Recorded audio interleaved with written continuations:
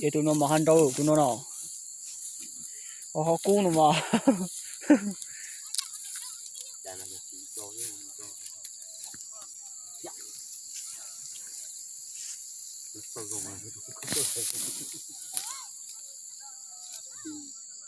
cú cơm của mà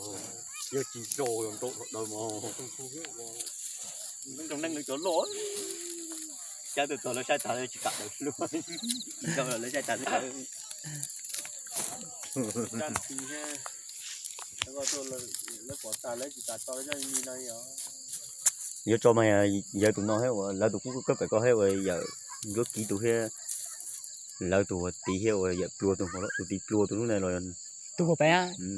của giờ những cái là giờ sao giờ rất kỹ